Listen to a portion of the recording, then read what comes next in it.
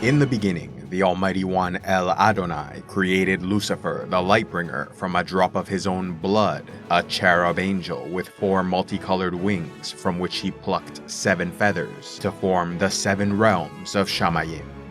Though vast multitudes of other angels were made, with the greatest among them given dominion over these regions, Lucifer stood above them all as chief prince, second in authority to El Adonai, who largely withdrew from public life, leaving his creations to govern themselves. As a result, Lucifer became the most visible face of authority within Shamayim. Held in such high regard, some considered him a being of equal status to the Almighty.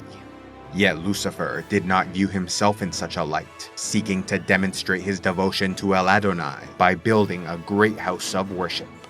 Despite being warned by the Creator that such a project was against his will, Lucifer's friend and closest follower Matmanel convinced him to proceed with the construction.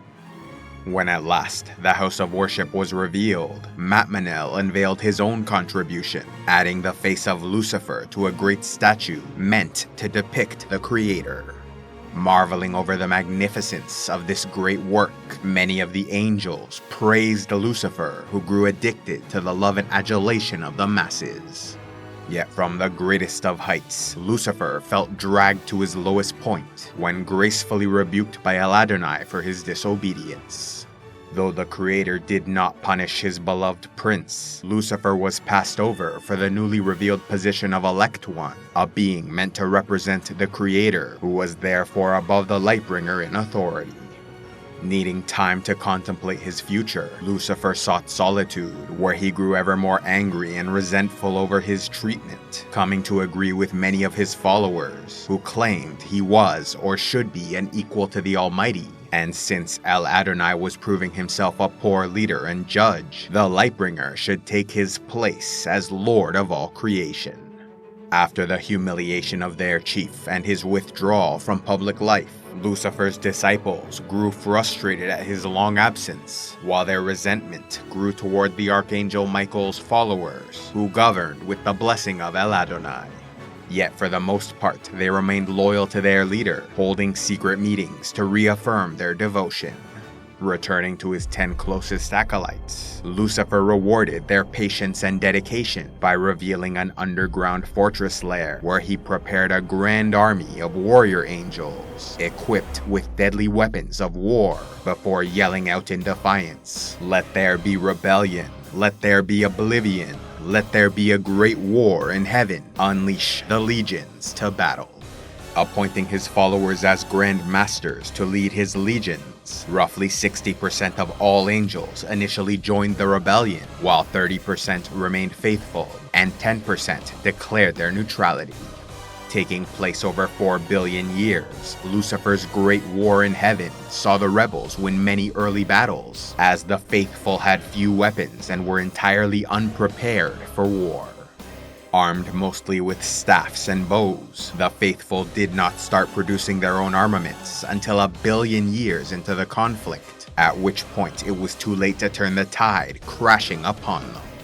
When early reports reached Michael that Lucifer's rebels were attacking the 7 realms by land, sea, and air, he was wisely advised to withdraw from the realm Maon, where it was clear they could not hold back the invasion, in order to reinforce the great warrior Casael in the 7th realm Aravath, where they might make a strategic last stand and possibly prevent the enemy from taking the large white throne of El Adonai. Yet Michael stubbornly refused, believing their sacrifice might buy the Creator time to rally further defenses. Leading the rebel armies into the 1st realm of Villon, Matmanel used irregular military tactics to gain a swift advantage over Gabriel, who oversaw and defended the region on behalf of the faithful. Despite Matmanel's rapid progress, Gabriel would not yield and fought with his warriors until the bitter end, making his enemies pay a heavy price for every part of the realm they conquered. Yet soon enough, Matmanel was victorious, and Villon fell to the rebellion. Within the second realm of Rakia, Shelumel and Kemuel led their forces to capture much of the territory, but their advance was halted upon laying siege to the last fortification, where the faithful Raphael held the forward bastion with 470 million warrior angels, while Zuriel's men occupied the central stronghold. Outnumbering and surrounding the defenders, Shelumel and Kemuel grew overconfident, singing songs of victory before the fighting was over. Yet time after time, their armies broke against the forward bastion, unable to make it through. Raphael's valiant defense then gave Zuriel time to organize his men into war parties, which he led against the invaders, slowly diminishing their numbers and morale. As a result, the rebels took most of Rakia, but could not complete their conquest, as the faithful remained in control of the last stronghold, forcing the enemy to maintain the siege throughout the entirety of the conflict. In the third realm of Shekakim, Lucifer's Grand Master Lemuel led an aerial assault against the faithful Anakel and Samuel, who put forth a fierce resistance that might have done great damage to the enemy, if not for a terrible betrayal which shattered their defenses. When Muro, chieftain of the Ophanim Angels, arrived as reinforcements for the faithful of Shekakim, Samuel was skeptical, feeling something was odd about these warriors arriving to defend a realm that was not their own. Anakel, however, knew they needed the help and believed in the sincerity of Muro, convincing Samuel to accept their assistance, a decision he soon came to regret when in the midst of battle, Anakel signaled for the Ophanim to attack the enemy, only for Moral and his forces to charge their spears directly into the ranks of the faithful, declaring themselves for the rebellion. Seeing his army slaughtered, Anakel was surrounded, but slayed 100 million Ophanim traitors before being harpooned with great javelins, captured and taken before Lemuel in chains. Although Samuel managed to escape the massacre, he would not leave his friend to endure torment and mockery, embarking upon a daring rescue mission where he tore his way through enemy ranks, ripping apart rebels with his bare hands until at last reaching and liberating Anakel. While the actions of Samuel became a story of legend, it did not change the fact that Shekakim fell to the rebels. Invading the fourth realm of Ma'an, the rebel Grand Masters Azrael and Magdael took most of the region before laying siege to the capital city, where the Archangel Michael refused every opportunity to escape, instead vowing to fight until the end. Eventually, the rebels got past their defenses and charged through the final gate, allowing Lucifer to face off against his old adversary. Engaging in single combat, Michael was swiftly defeated and offered a chance to join the rebellion with the title of Elect One, second in authority to the Lightbringer, but the Archangel refused. Believing death was too lenient a punishment, Lucifer cleaved off his wings to place on his standard and sent Michael back to the faithful, bloody and broken, as a warning of their impending doom.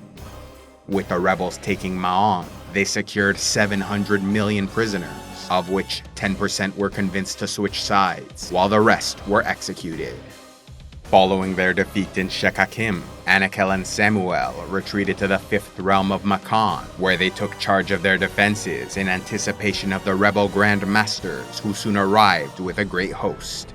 Realizing the enemy was chiefly interested in taking the Mountains of Metal, which held a passageway to the sixth realm of Zabul, Anakel and Samuel concentrated their efforts on defending this region.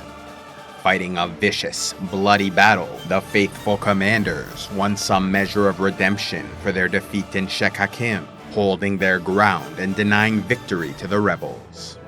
Though they failed to take control of the Mountains of Metal in Makan, the Grand Master Bethel found another way into the sixth realm of Zabul, where his army faced off against the faithful Sakael and Uriel, who rallied their forces to defend the holy mountains of El Adonai, determined to withstand the onslaught approaching. Despite taking the rest of the realm, Bethel's forces were halted by Sakael, who led his chariot legions on the ground, while Uriel soared above with blade bow and fire arrows. Doing so much damage to the enemy, they successfully held the line and remained in control of the holy mountains. Their victory, which allowed part of Zebul to remain in control of the faithful, was largely due to Uriel, one of the greatest warriors in creation, who rained death upon the rebels from the skies above, earning his nickname as the Fire of El. Moving against the 7th Realm Aravoth, the rebel Grand Masters Asakel and Guel laid siege to the Stairwell Gate, which led to the large white throne of El Adonai, the most important region needed to declare victory and reign supreme across Shamayim. Yet the Stairwell Gate was guarded by the titanic, 8-winged obsidian seraph Kassel, an angel of immense power and skill, considered the greatest warrior in creation after the Lightbringer. Despite a prolonged siege, Asakel and Guel were unable to defeat Kassel, and so Aravoth remained unconquered throughout the conflict, until most of the fighting throughout the rest of Shamayim was finished, allowing Lucifer, Matmanel, Magdael, Azrael, and Bezaleel to arrive with reinforcements.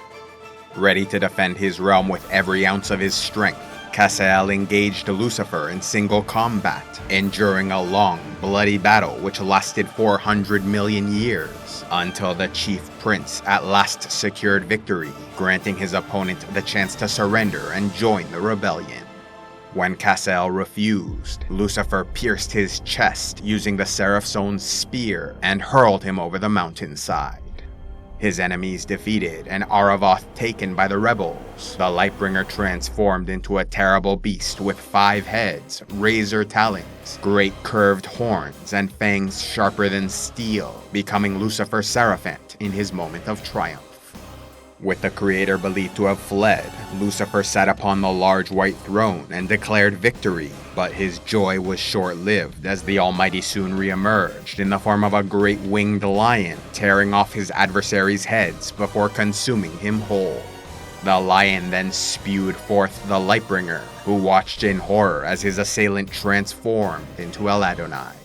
Realizing his conquest was all but defeated, Lucifer challenged the creator to single combat, which El Adonai accepted, naming the wounded Archangel Michael as his champion. Believing his victory was assured, Lucifer engaged and nearly defeated his enemy a second time, but before this could occur, El Adonai revitalized and empowered his champion, who then used his newfound strength to defeat Lucifer once and for all. With the Lightbringer bested, the Elect One came forth upon a chariot of fire, and with Michael at his side, swept over rebel forces, liberating the last faithful holdouts in Rakia, Makon, and Zebul to end the war. Though the armies of Lucifer were at a great advantage in the beginning of the conflict, by its conclusion only 30% of angels remained part of the rebellion, with 15% returning to the faithful, thereby replenishing their early losses, while another 15% chose neutrality. Yet even so, after 4 billion years of fighting and nearly a third of all angels' casualties, Lucifer's rebels were on the cusp of total victory, until the creator at last displayed his power and dashed their delusions. With the war lost and his armies disbanded, Lucifer was taken captive but held in luxurious surroundings, as the creator hoped he would eventually seek forgiveness for his many mistakes. Yet this did not occur, as Lucifer remained defiant until the end, vowing to remain the adversary and enemy of El Adonai for all eternity. Accepting his decision, the creator gathered both the faithful and rebels before him to pronounce judgment, stripping Lucifer and his followers of their names to grant them new designations, before exiling them from Shamayim, doomed to dwell in the furthest reaches of the firmament, loathing each passing moment until the day of final judgment, when they would be cast into the eternal torment of Gehenna. As for the neutral angels, who did not participate in the war, they were sent to suffer in the flames of Tartarus until the time when they might be forgiven for failing to defend their creator. Lastly, there were those angels who rebelled, but later repented and returned to the faithful. They were put to sleep for a time, until El Adonai enacted the next phase of creation, when they would become cosmic luminaries in the sky, awaiting the day of final judgment, when their punishment might come to an end.